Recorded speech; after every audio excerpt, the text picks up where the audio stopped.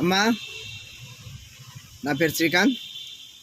అమ్మల్లారా, అక్కల్లారా, అన్నల్లారా, తమ్ముళ్ళారా, మీ అందరికీ నా వందనాలు. నేను ఎందుకు చెప్తున్నా మీరు అర్థం చేసుకోండి. గత వారం రోజుల సంది వర్షాలు ఎట్లా వస్తున్నాయి, వరదలు వచ్చి ఏమో కొట్టుకుపోతుర్రు. మనం గడ్డ మీద ఉండి మనం మంచిగా ఉండి కూడా మీకేమో ఎందుకు అంటున్నా అంటే మీకు ఫోన్లే కావాలి. అక్కడ నుంచి బండ్లు వస్తున్నా కూడా మీరు ఫోన్లు మాట్లాడుకుంటా ఏం చేస్తున్నావురా, తిన్నావా, అరే నాకు 1000 రూపాయలు పంపి, 500 పంపి, గూగుల్ పే అంటే మీ డిప్రెషన్ మొత్తం ఫోన్లోనే పోయింది. అవతల నుంచి బండ్లు ఎలా వస్తున్నాయి అనేది చూస్తలేరు. అవతల ఆరని కొడుతున్నా కూడా మీరు ఇట్లా అంటారు.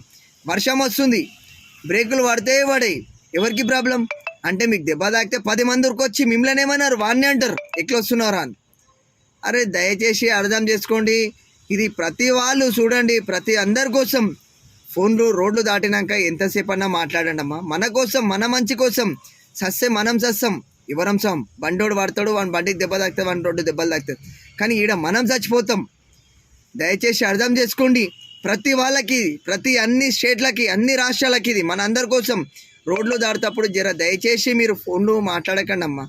ఎవరు చూసినా ఈ ఫోన్లు అయితే ఏమొచ్చినాయో ప్రతి ఒక్కరు అక్కడ ఇక్కడ ఏం చూస్తలే, ప్రతి వాళ్ళు ఫోన్లో డిప్రెషన్లో మునిగిపోయారు, కానీ రోడ్లో మాత్రం చూస్తలేరు.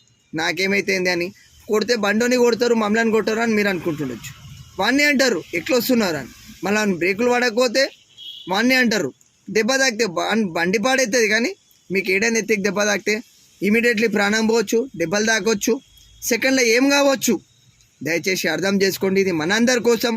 దయచేసి ఫుట్పాత్ల మీద పోయినాక మీరు ఫోన్ మాట్లాడండి. ఫోన్ వచ్చినా కూడా రోడ్ దాటి మాట్లాడండి. అర్థమైందమ్మా?